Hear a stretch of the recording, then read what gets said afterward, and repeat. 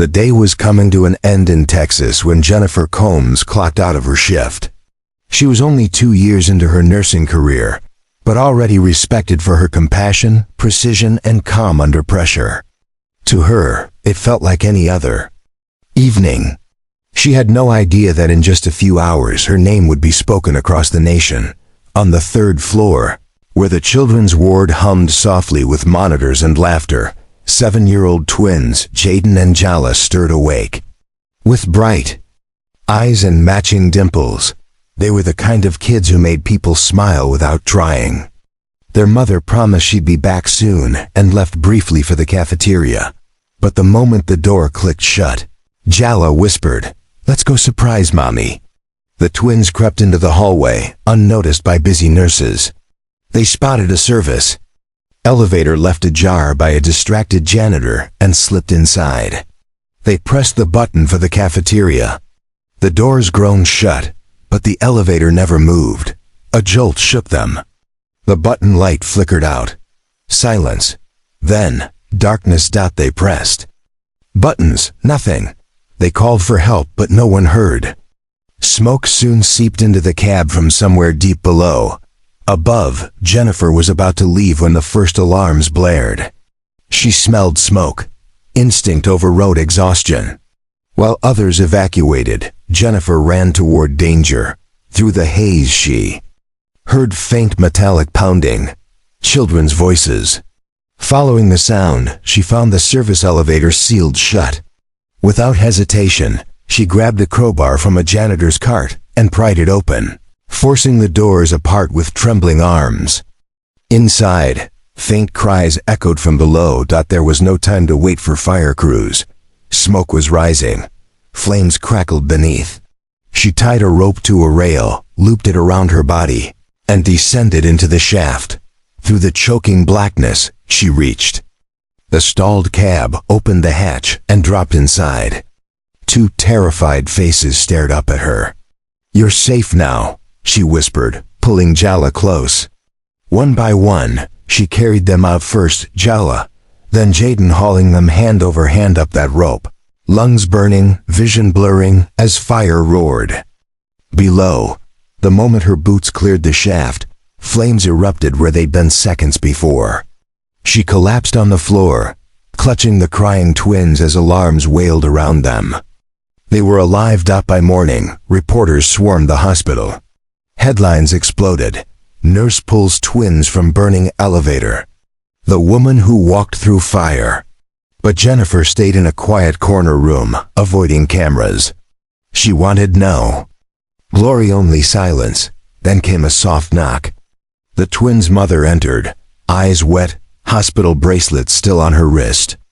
Behind her stood Jaden and Jala, dressed in clean pajamas. The woman said nothing at first. She simply hugged Jennifer, wordless. Trembling, grateful, Jala climbed into the bed, resting against Jennifer's shoulder. Jaden clutched his stuffed lion and whispered, "You didn't leave us." Jennifer's voice cracked, "I never would." Then the door opened again. A tall man in uniform stepped inside. His metals gleamed, his posture rigid, but his eyes were haunted. "You saved my children," he said, voice steady. "That makes you part of my family."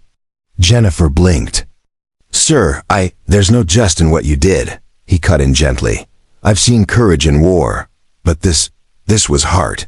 He placed a heavy coin on her bedside table. "Few in this country ever earn this. It's not for service, it's for sacrifice." Only then did Jennifer realize who he was. General Marcus Reeves, the twins' father. That evening back home, Jennifer's phone buzzed endlessly. News stations called. Messages flooded in. People she'd never met called her a hero. She didn't answer. Then came another knock. A man in a black SUV handed her an envelope sealed with the Pentagon's golden emblem. Inside was a single letter. "You are hereby invited to Washington, D.C. The Department of Defense wishes to formally recognize your act of valor." The next morning, she was on a plane. Inside the Pentagon ceremonial hall, Jennifer stood trembling in a borrowed navy dress, her scars still raw on her hands. High-ranking officials filled the room. Cameras clicked softly. "Miss Jennifer Combs," a voice called. "Please step forward." She walked to the podium. Then, to her shock, General Reeves stepped out. He knelt. Gasps filled the room. "Those twins you saved," he said, voice thick, "are mine. You didn't just save lives, Jennifer. You saved my world." The room erupted in applause as Jennifer stood frozen, tears streaming. The general rose and presented her with 2 medals. One for bravery, one for humanitarian service. Then he added, "Your student loans are forgiven in full. And today, we are establishing the Combs Fund, a scholarship for nurses who act beyond the call of duty." Jennifer could barely breathe. She whispered, "I don't know what to say." "You already said it," he replied softly. "You said it when you didn't run." That night, overlooking Washington's glowing skyline, Jennifer sat alone in her hotel room. The medals rested on the table. The city lights shimmered like stars. She thought of the twins' faces, their arms around her neck in that burning elevator. She thought of the general kneeling, the applause, the fund in her name. Jennifer smiled through tears. She hadn't acted for recognition. She acted because someone needed her. And in doing so, she changed everything forever. If you were moved by Jennifer's story, share it with someone who believes in ordinary people doing extraordinary things. Because sometimes courage is just refusing to walk away. The Texas sun was dipping low, painting the horizon in strokes of orange and violet as Jennifer Combs left the nurse's station. She tugged her cardigan around her shoulders, her ID badge clinking softly against her scrubs. It had been another long shift, 12 straight hours of emergencies, reassurances, and exhaustion that weighed heavy on her feet. Jennifer was still young in her career, just 2 years into nursing, but she had already earned the trust of her colleagues. They admired her steady hands and calm voice in chaos. Tonight, she wanted nothing more than a hot shower and a quiet meal at home. She didn't know it yet, but her world was about to tilt in a way she could never have imagined. The children's ward, the 3rd floor, where Jennifer worked, was deceptively peaceful. It smelled faintly of disinfectant and baby powder. The soft beeps of monitors mixed with distant cartoon laughter from the pediatric ward. The walls were painted in pastel blues and yellows, lined with murals of smiling animals and rows of colorful cards made by children. It was the kind of place where fear was gently muffled by brightness, where every corner whispered hope. In room 307, 7-year-old twins Jaden and Jala had just woken up from their late afternoon nap. They were identical in many ways, round faces, matching dimples, and wide, curious eyes that always seemed to sparkle with mischief. Their mother, exhausted herself, had kissed their foreheads moments earlier and said, "Stay here. I'll be back before the sun sets," before heading downstairs to grab them soup from the cafeteria. But the instant the door clicked shut, Jala leaned toward her brother with a sly grin. "Let's go surprise Mommy," she whispered. Jaden's grin mirrored hers. "I bet I can find her first." They giggled, already slipping off their beds. Barefoot, they crept to the door, careful not to be heard. The hallway outside was quiet. A lone food cart rolled away in the distance, its wheels squeaking faintly. Nurses tended to another patient further down the hall, their voices low and distracted. The wrong elevator. Jaden peeked left, then right. Empty. Perfect. The twins darted into the hall, their small feet padding softly against the polished tile. They avoided the main elevator. It was loud and always announced floors in a robotic voice that would surely alert someone. Then they saw it. At the far end of the corridor was the service elevator. Its heavy gray doors were cracked open slightly, left ajar by a janitor distracted with his phone and half-filled trash bin. This elevator wasn't for patients, but the twins didn't know that or didn't care. To them, it was an adventure. "Shoo!" Jala whispered, her small hand tugging Jaden's. "Before someone sees." They slipped through the gap and stepped into the dimly lit elevator. It smelled metallic, sharp like cold steel mixed with faint traces of cleaning solution. Inside, there were no cheerful posters or friendly buttons, just a dull panel with plain numbers and a single button marked Cafeteria. "Press it," Jala urged. Jaden jabbed the button with a triumphant grin. The doors creaked closed with a groan, sealing them inside. They looked at each other and giggled. This was fun. They would surprise their mom and laugh about it later. But the elevator didn't move. The first signs of trouble at first. They waited. The light above flickered once, then steadied. No sound. No movement. "Why aren't we going?" Jala asked, her voice tightening. "Maybe it's slow," Jaden shrugged. He pressed the button again. Nothing. Then came a soft jolt, not violent, but enough to make them stumble. The cafeteria button blinked once and went dark.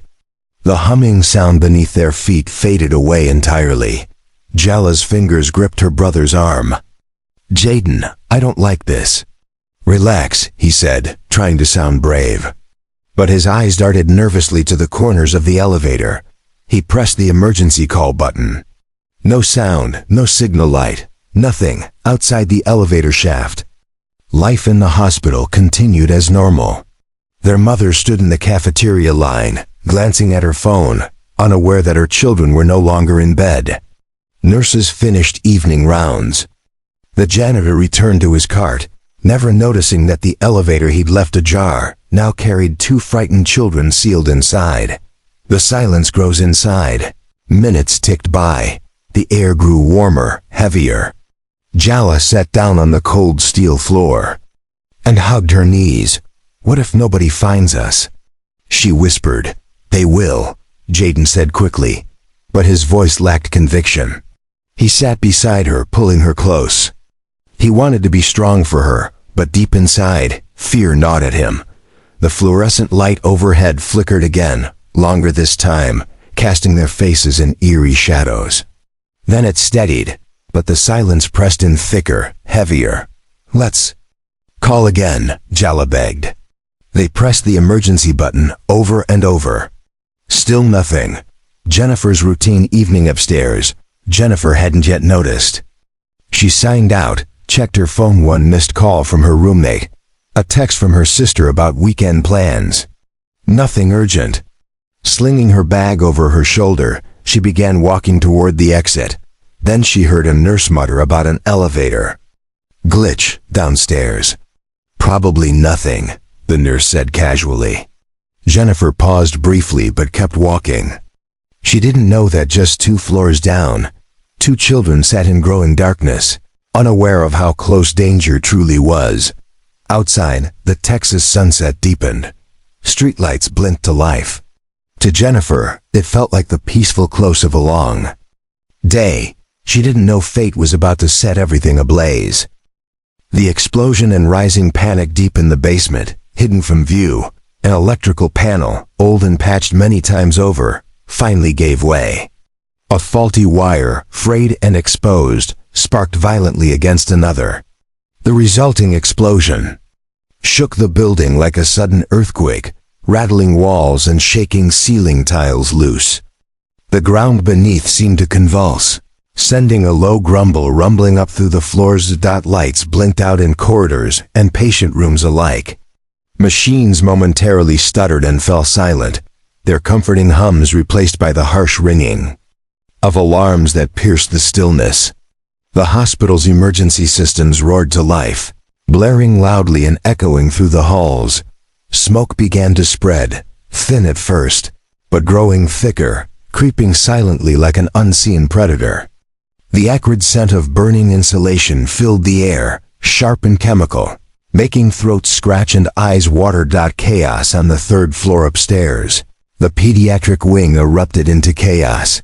Nurses shouted orders as they hurriedly evacuated patients, guiding them through hallways that were now thick with smoke and confusion. Parents clutched their children tightly, some crying, some shouting. Wheelchairs bumped against walls. Poles clattered to the floor. It was no drill. The smell of smoke was unmistakable, and the terror was real.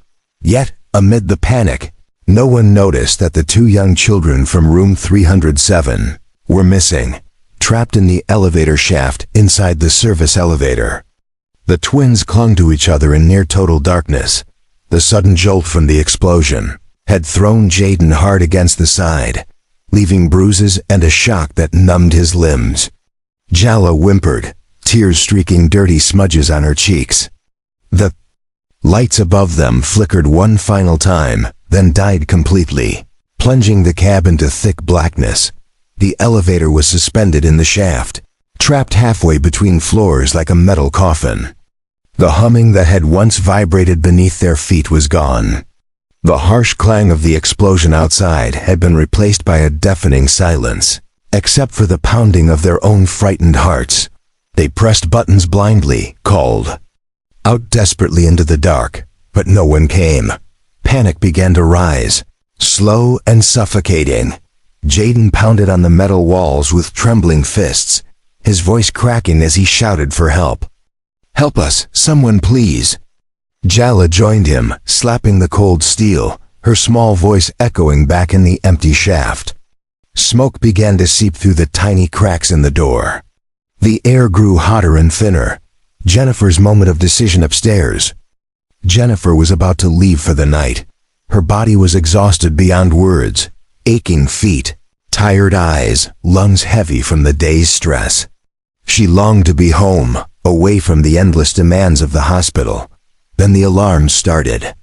The sharp, urgent wail sliced through the night, a sound that froze her in place. Something was wrong. A thick, chemical smell hit her nostrils. She spun, her nurse instincts igniting like a flare. Patients hurried toward the exits, nurses shouted, and chaos rippled through the halls. But Jennifer didn't run. She couldn't. There was something pulling her back into the heart of the emergency. She raced down hallways, dodging debris and coughing from the thickening smoke. Ceiling tiles trembled overhead, some falling with soft crashes. The sound of hope. Then, through the chaos, she heard it. A faint tapping, metallic, desperate.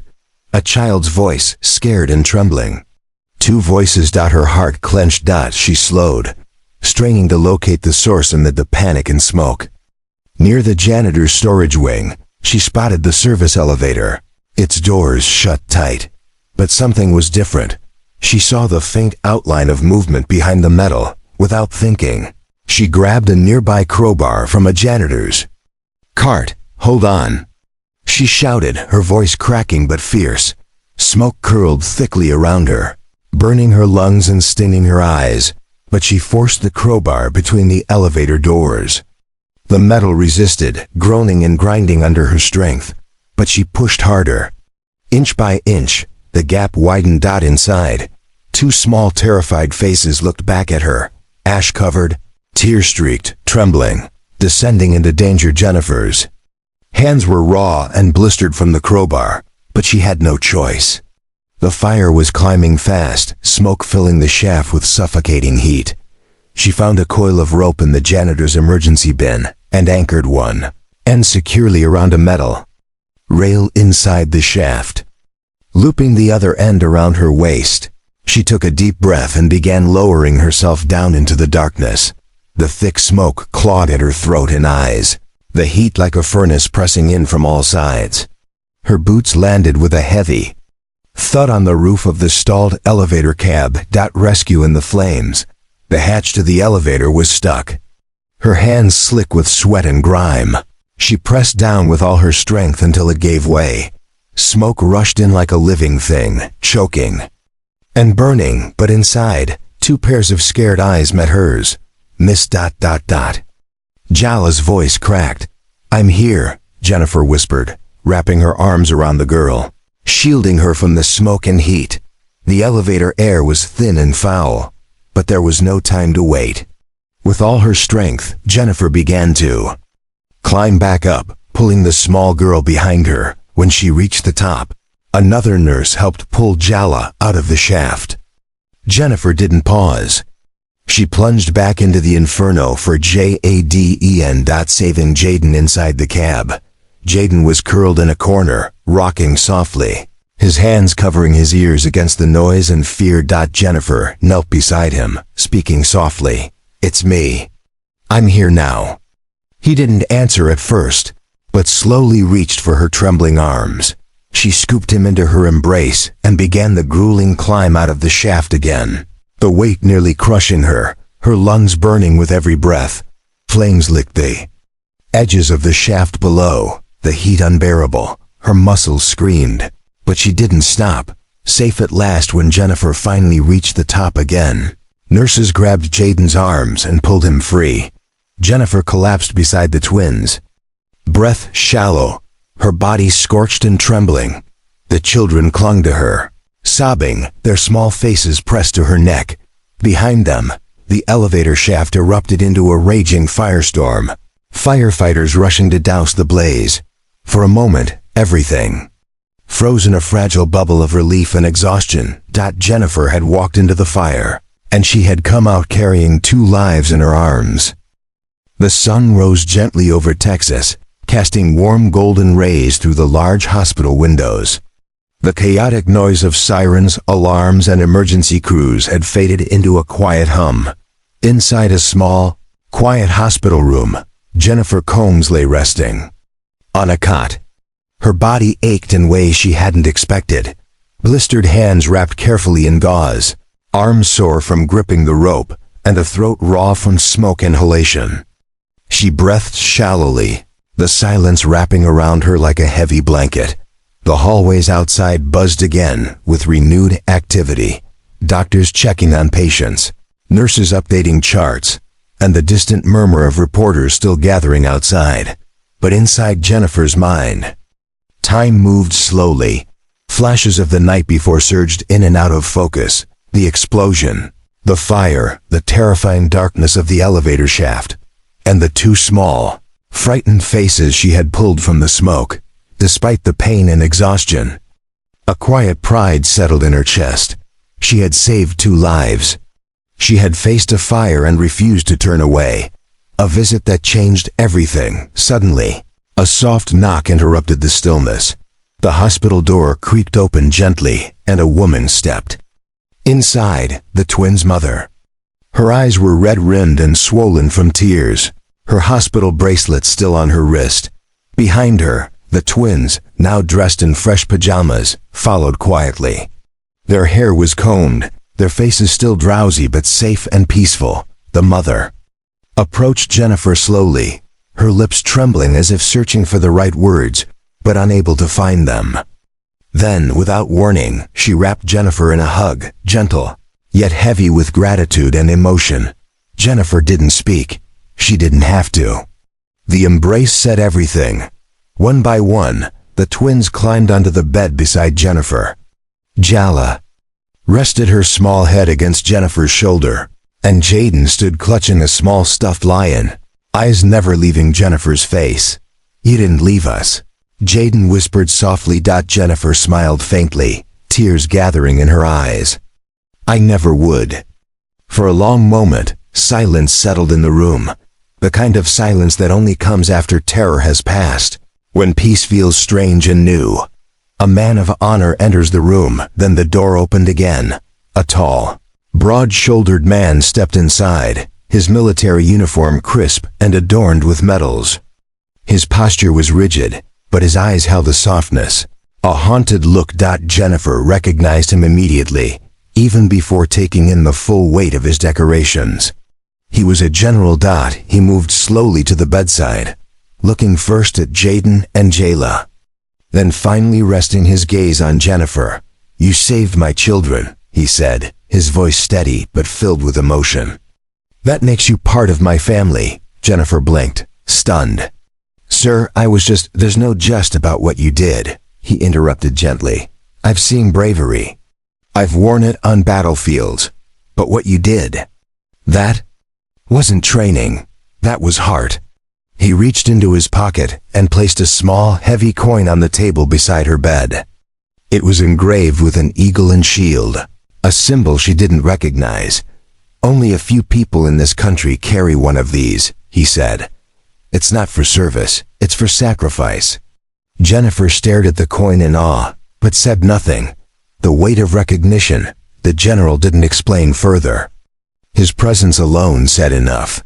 He wasn't just a visitor or a soldier. He was the reason the Pentagon had called the hospital multiple times since the morning. He was the reason reporters camped outside the building. And now he was here, acknowledging her in a way that would forever change her life. After a moment, the general stepped back and nodded once before quietly leaving the room. The mother lingered a moment longer, brushing Jala's hair gently behind her ear.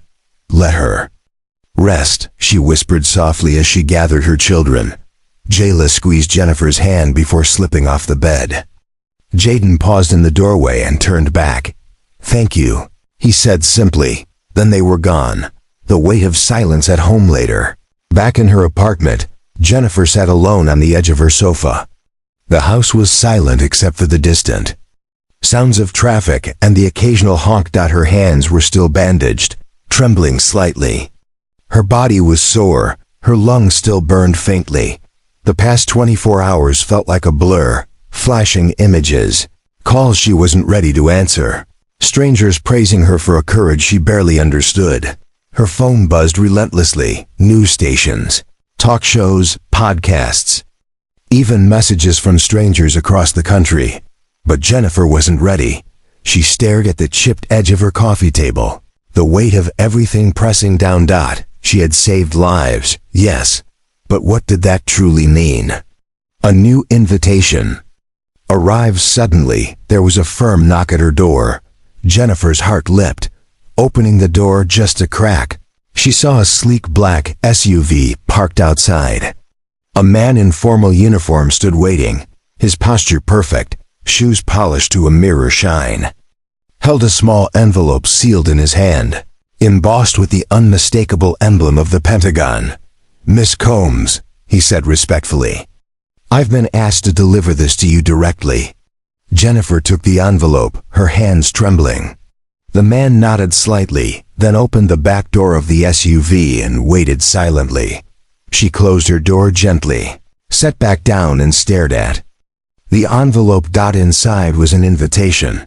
The Department of Defense formally recognized her act of valor and invited her to Washington, D.C. Transportation was arranged. No response necessary. And beneath the seal, a single line. "You didn't just save 2 children. You changed the course of something far greater." A door opens to a new life. Jennifer set the letter down, heart pounding. Was this really happening? She had gone to work that day like any other, expecting nothing. Now, she was being called to the Pentagon, honored, recognized, changed forever. She didn't know what the future held, but one thing was clear. She hadn't just saved 2 children. She had opened a door she never saw coming. Returning home to a changed world, the journey back to Texas was quiet. Jennifer sat by the window of the plane, watching clouds drift past, her mind swirling with memories and possibilities. The world she returned to was no longer the same one she had left.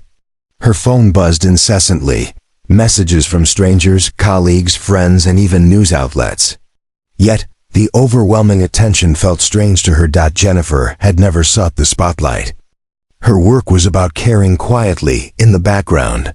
But now, she was a symbol of courage, a beacon of hope in a time that desperately needed both. Facing the aftermath back home, the physical pain lingered.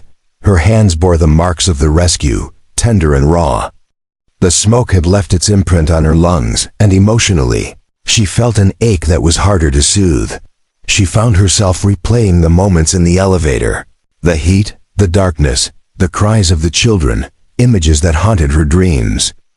Alongside the pain was a growing sense of purpose.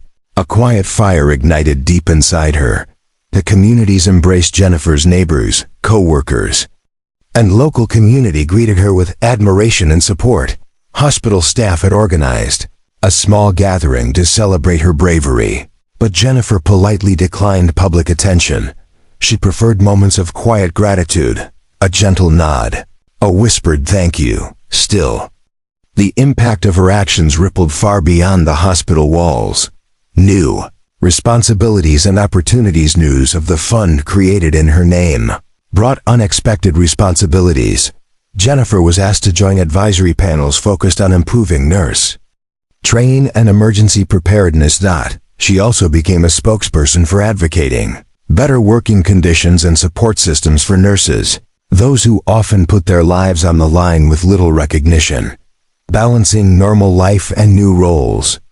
Transition was challenging. Jennifer tried to balance her demanding nursing job with newfound public appearances and speaking engagements. She struggled with moments of self-doubt, questioning if she was worthy of the accolades or the attention. Yet, every time she thought about the twins, their faces gave her strength. A deeper understanding of courage. Jennifer realized that courage wasn't about heroism or medals.